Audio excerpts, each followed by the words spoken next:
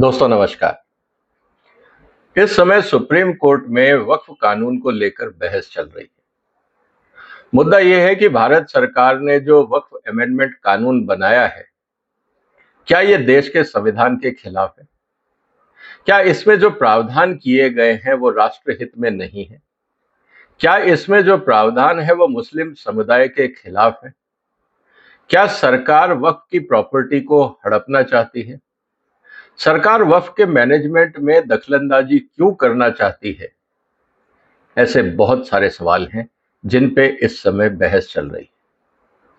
लेकिन इंटरेस्टिंग बात यह है कि अगर आप वक्फ कानून को पढ़ें तो मुझे नहीं लगता कहीं पे भी कोई ऐसी बात है जिससे किसी भी समुदाय विशेष को कोई हानि होनी चाहिए।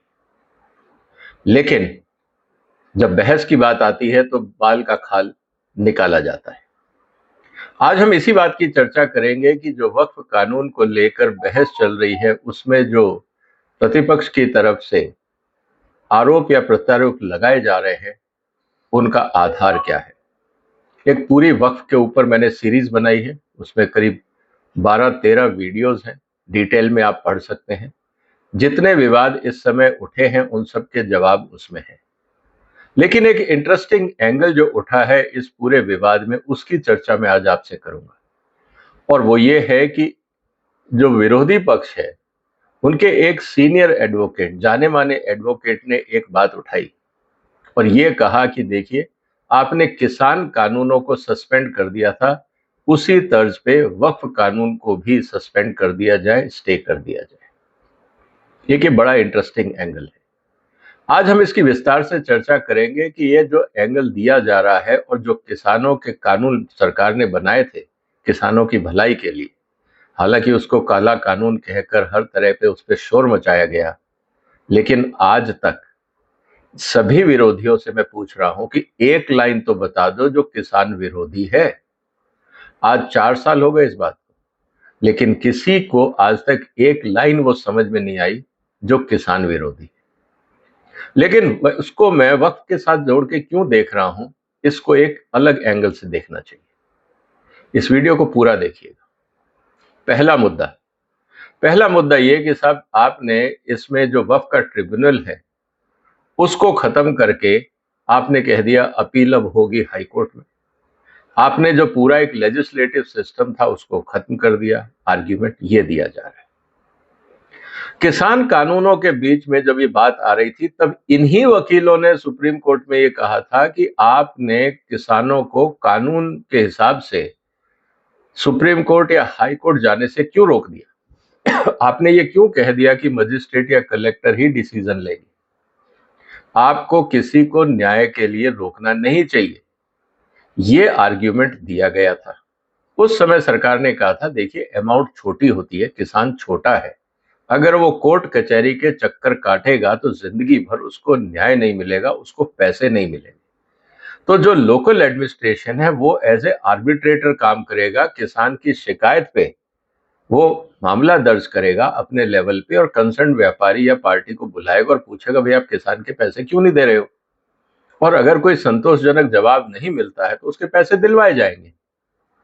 लेकिन जब बात आती है वक्फ को लेकर तब ये उल्टा आर्ग्यूमेंट दिया जाता है कि जो ट्रिब्यूनल था जिसमें एक ही पक्ष के लोग थे, एक ही समाज के लोग थे, एक ही धर्म के लोग थे, जिसका कोई सिलेक्शन किसी और क्राइटेरिया पे नहीं हुआ था, अगर वो डिसीजन ले लेता है तो वो सुप्रीम कोर्ट से भी बड़ा होता है, क्योंकि वो सुप्रीम कोर्ट और हाई कोर्ट में भी चैलेंज आप नहीं कर सकते। ये आर्ग्यूमेंट देकर ये मुद्दा चलाया गया। तो यही लोग वक्फ में कुछ और बात कर रहे हैं, किसानों के मामले में कुछ और बात कर रहे हैं। इसके अलावा जो दूसरा आर्ग्यूमेंट ये आ रहा है कि जो सरकार इंटरफियर करना चाह रही है, जैसे किसान आंदोलन में ये कहा कि सब किसानों की जमीन चली जाएगी।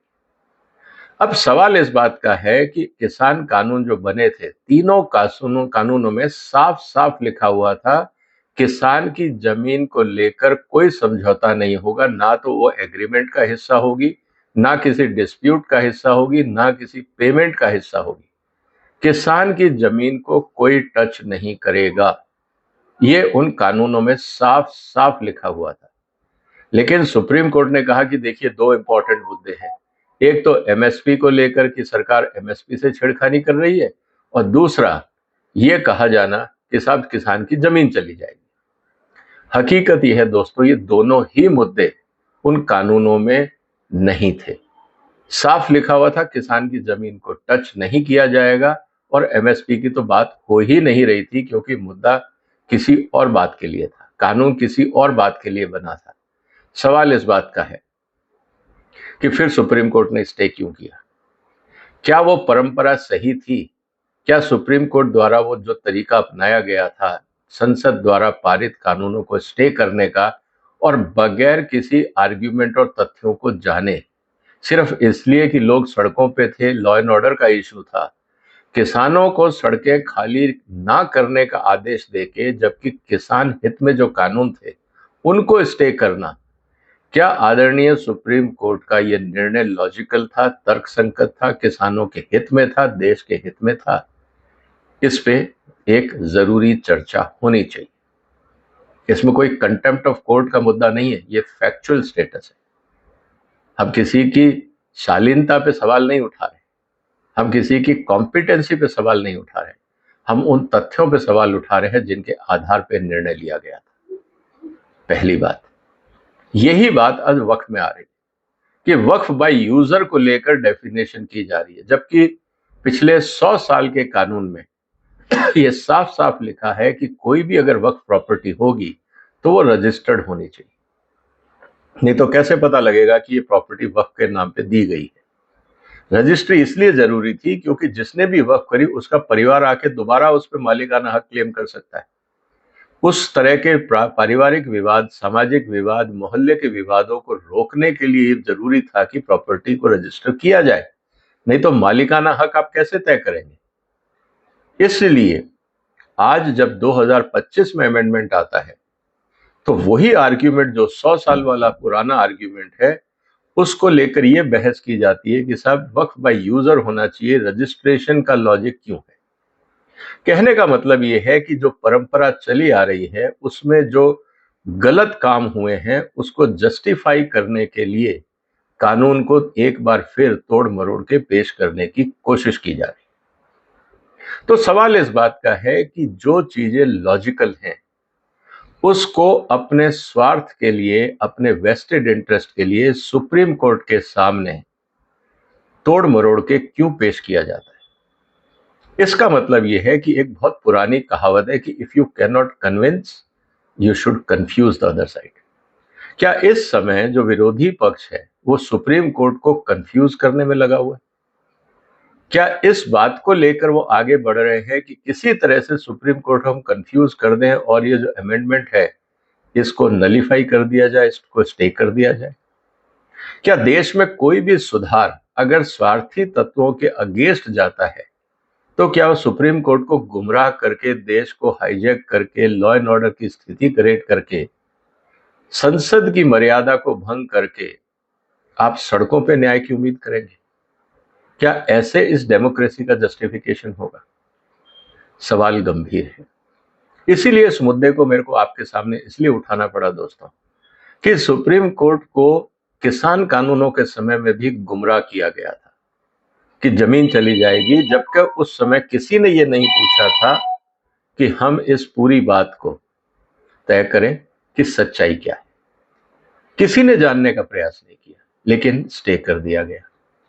अब देखते ये हैं कि क्या विरोधी पक्ष है, क्या वो एक बार फिर सुप्रीम कोर्ट को गुमराह करने में सक्षम हो जाएगा? क्या सुप्रीम कोर्ट इनकी बातों में आएगा, या संसद द्वारा कानून जो है, पारित जो कानून है, उसको इम्प्लीमेंटेशन के रास्ते में आगे बढ़ेगा? हाँ, अगर कोई छोटा मोटा सुझाव है जिससे सिस्टम और इम्प्रूव हो, ट्रांसपेरेंसी आए, अकाउंटेबिलिटी आए, ऐसे सुझाव सुप्रीम कोर्ट की तरफ से हमेशा स्वागत योग्य होते हैं। लेकिन दबाव की राजनीति और सिर्फ वोट बैंक पॉलिटिक्स को सामने रखकर अगर सुप्रीम कोर्ट के सामने एक हवा खड़े किया जाए और ये इंसिस्ट किया जाए कि आप संसद द्वारा पारित कानून को रद्द कर दें या स्टे कर दें, तो ये लोकतांत्रिक तरीके की मानहानि होगी। ये अगर मैं कहूं कि संसद का कंटेम्प्ट होगा, क्योंकि जेपीसी बनी, सैकड़ों हजारों पिटीशंस आए, सबको देखा गया, बहस हुई, उसके बाद ड्राफ्ट बना। हर आदमी हर कानून से खुश हो ऐसा तो संभव ही नहीं है। डेमोक्रेसी का मतलब यह है कि डिफरेंस ऑफ ओपिनियन एग्जिस्ट करनी चाहिए, और वही डेमोक्रेसी है।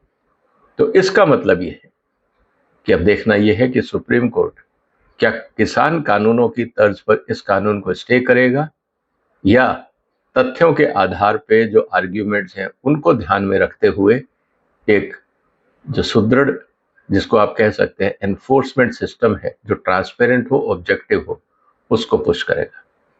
वक्त बताएगा। आपके जो भी विचार है दोस्तों, कमेंट बॉक्स में लिखिए, इस वीडियो को शेयर करिए, इस चैनल को सब्सक्राइब करिए। फिर मुलाकात होगी एक और महत्वपूर्ण मुद्दे के साथ।